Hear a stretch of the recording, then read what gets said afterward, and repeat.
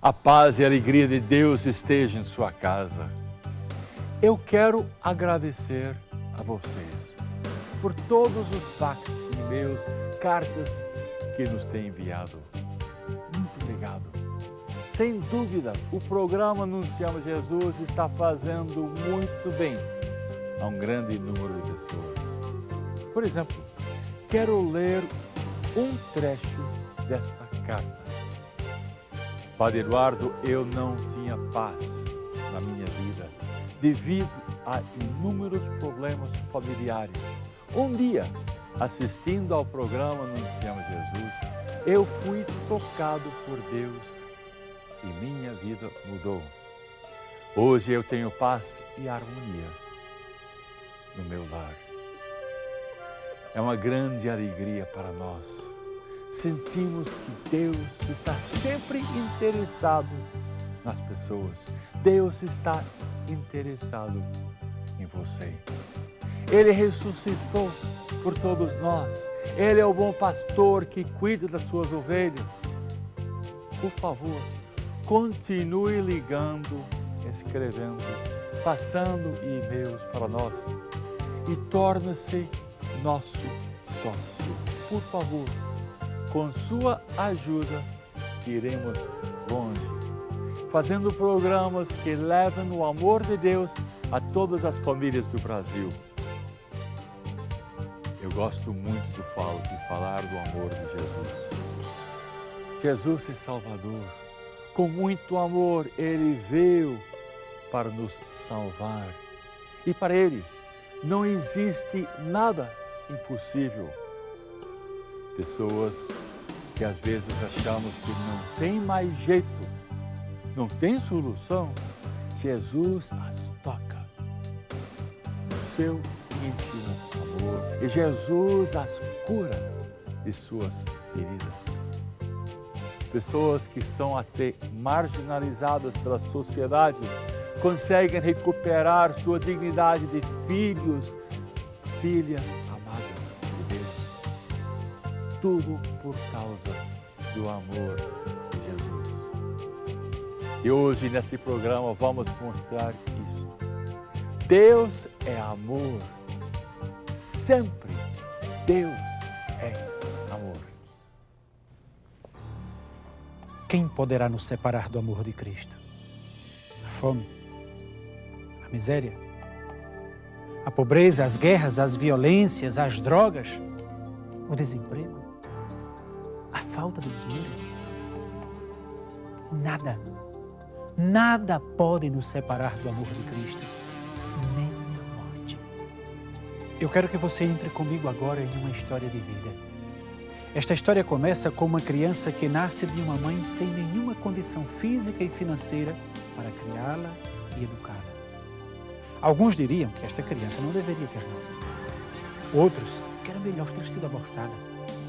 Mas o que é que pode nos separar do amor de Cristo?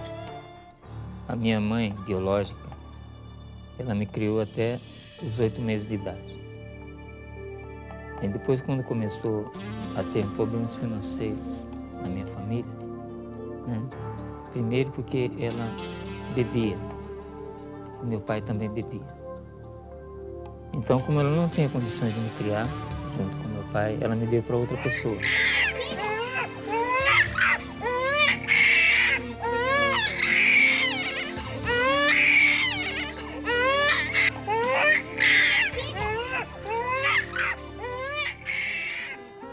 Também essa outra pessoa bebia também, que é a pessoa que me pegou para criar. Então, era só brigas, desavenças dentro de casa.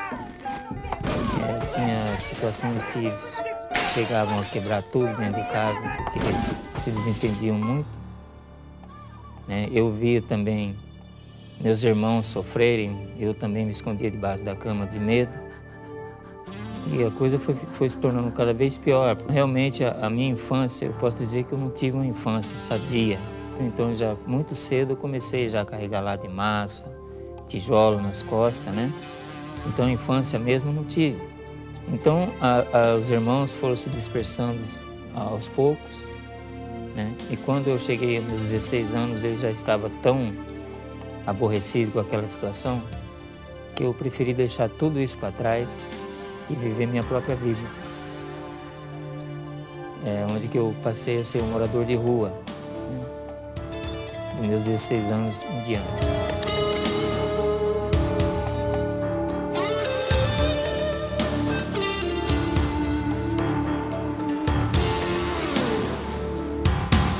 Aí então eu fui morar na rua, onde conheci pessoas piores do que eu, não só alcoólatras, mas pessoas que usavam todos os tipos de drogas, também ladrões, né, prostitutas, pessoas mesmo que não tem nenhuma... A vida para eles não tem nenhum significado, a não ser a droga, a prostituição, o roubo e por aí em diante. Eu lembro que muitas vezes eu dormia em marquises, a maioria das vezes em praças públicas, já tinha perdido completamente a vergonha. Foi a primeira coisa que eu perdi, foi a vergonha. Eu já não tinha mais vergonha de chegar numa pessoa, pedir um trocado. Eu dizia que era para comprar um marmitex ou comprar um pão, mas a primeira coisa que eu fazia, quando a pessoa virava as costas, eu ia direto no bar comprar uma garrafa de pinga, ou senão ia até direto na boca comprar lá uma trouxinha de maconha e etc, né?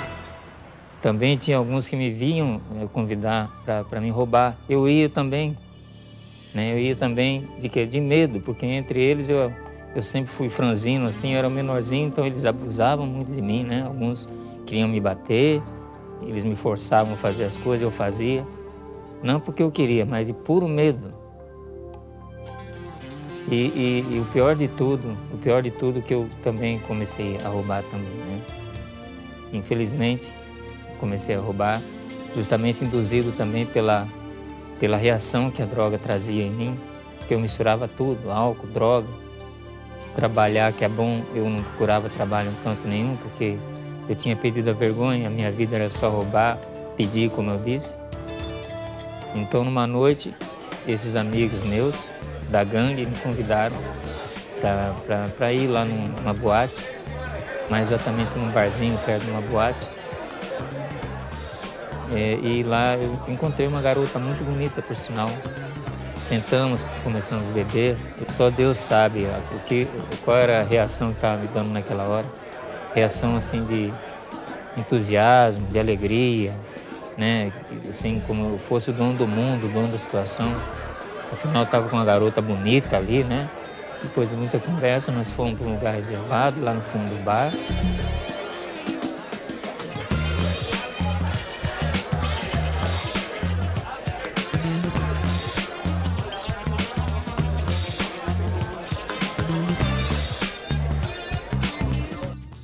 Tivemos lá uma relação sexual rápida, sem amor, sem nada. É uma coisa,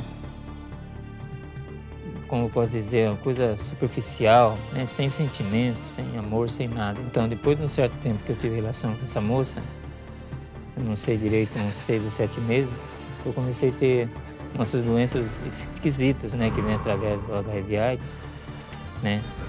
Que é a diarreia. A primeira doença que eu tive foi a diarreia, o primeiro sintoma. Depois tive tuberculose, pneumonia, né, cansaço crônico, e dores noturnas, suores noturnos, uma infinidade de doenças, né? Então, teve uma vez também que eu caí doente numa praça pública. Fiquei 3 dias e 3 noites deitado na praça, sem poder levantar, sem poder falar.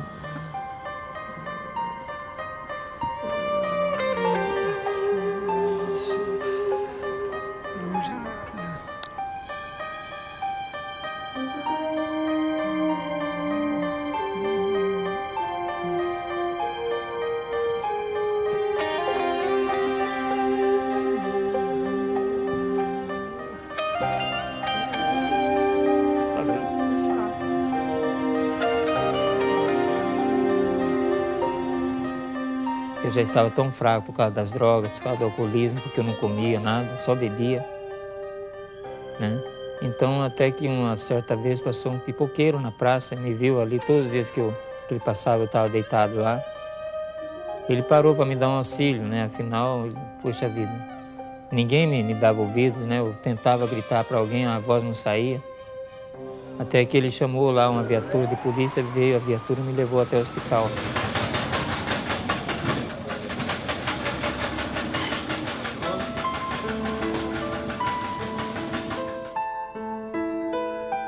E os médicos disseram para mim depois que eu era portador do vírus.